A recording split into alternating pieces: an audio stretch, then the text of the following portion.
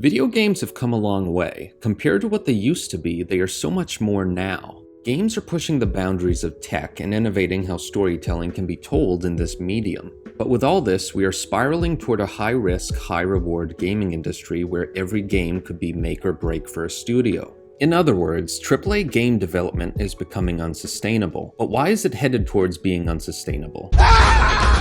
I see two main reasons as to why, one being the increasing budgets of games, and number two, game development is becoming longer. Let's begin by looking at some game budgets from last generation. Uncharted 4 released in 2016 and had a budget of $50 million. Horizon Zero Dawn in 2017 was made for just under $50 million. There were of course higher budget games, such as Fallout 4 in 2015 having about $150 million in budget, but overall the average was much lower. However, here are some facts regarding budgets for more modern games. The Last of Us Part 2 was $220 million. Horizon Forbidden West was $212 million. God of War Ragnarok and Starfield were $200 million. Halo Infinite's budget isn't even reported, but it has been stated it cost hundreds of millions of dollars. The list doesn't end there, but you get the point. Luckily, all these games have been very successful and profitable, easily making their money back. But what about examples of those that might not have? Well, one game this year may be a great example. Let's look at the remake of Dead Space. Praised by critics, praised by gamers, yet it still may have underperformed. It allegedly only sold 2 million units, meaning the game may have not been profitable.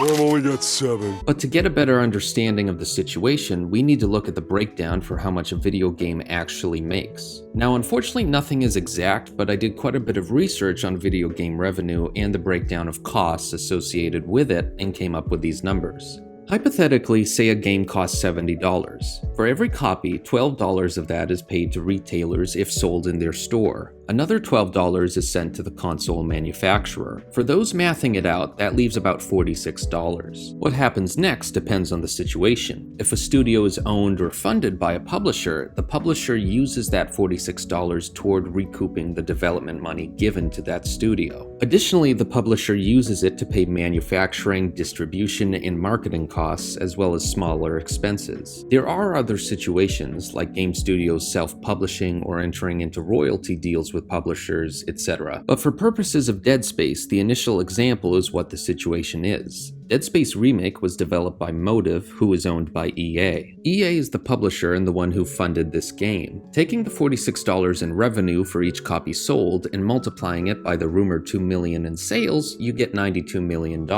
Now, this is not going to be exactly correct since digital sales of the game means EA retains more money per copy, so realistically it could have made closer to 110 to 120 million, which is a respectable amount until you realize the budgets of other games in the horror genre.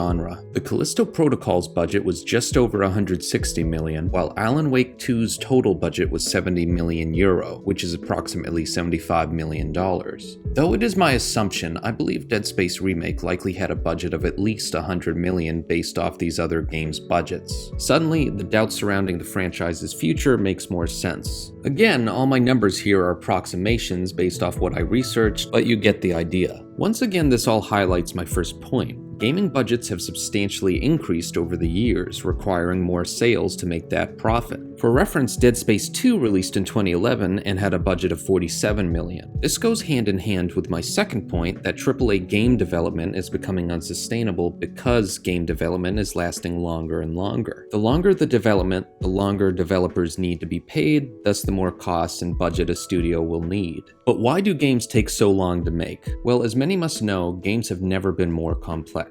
From fully mocapped actors to realistic open worlds to complex battle systems, there's so much to do when making a modern AAA game, and there are so many things that could break or go wrong. Bethesda Game Studios shows how development has gotten longer over time. Oblivion released in 2006, Fallout 3 in 2008, and Skyrim in 2011. In 5 years, they released 3 Game of the Year contenders.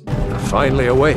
But then the development begins to get longer and longer. After Skyrim, their next 3 game releases were Fallout 4 in 2015, Fallout 76 in 2018, It just works. and Starfield in 2023. That's 12 years, and quite frankly it would have been longer because Fallout 76 was riddled with bugs and had almost no good content, showing that 3 years was way too quick of a development time. Realistically, the game should have released in late 2019 or 2020, which then would have likely pushed back Starfield even more. Now we may not get Elder Scrolls 6 until likely 2026 or beyond, 15 plus years after Skyrim. That's kind of ridiculous if you think about it, but that's also life nowadays because most AAA games just take that long to make, especially bigger open world games. All this means is that game budgets will need to increase more and more. Now there are of course more reasons, such as the fact hundreds of devs usually need to make a AAA game nowadays, and all those devs require a salary, but regardless of these other reasons, the future remains clear. AAA game development is becoming unsustainable. So where does this leave us, and where can the industry go from here? There are some ways to fix this impending problem. Game engines, such as Unreal Engine 5, tout that they can help developers with making games more quickly and of higher quality. Though in reality, with more UE5 games coming out with technical problems, only time will tell if these engines will truly help devs. Another solution is raising the price of games further.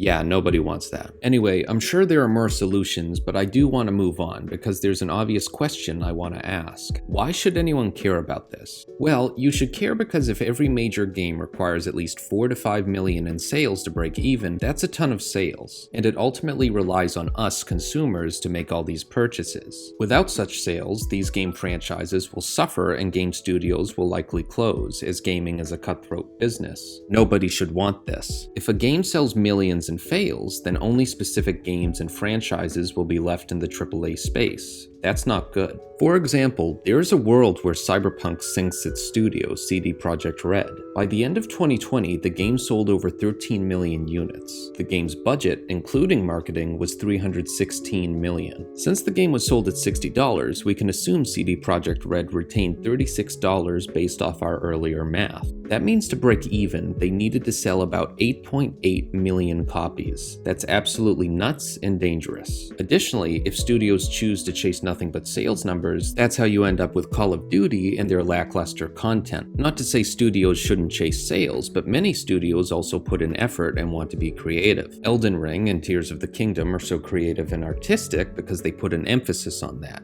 Yet they sell super well, so they're able to remain creative and take risks. There's also a reason indie games exist, because they can be creative and unique, but also be cheap to make. The more emphasis on sales, the less creative and risky games will be.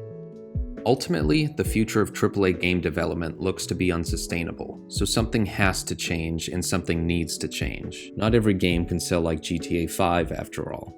Thank you all for watching, and please let me know your thoughts down below. I'll see you all in the next video.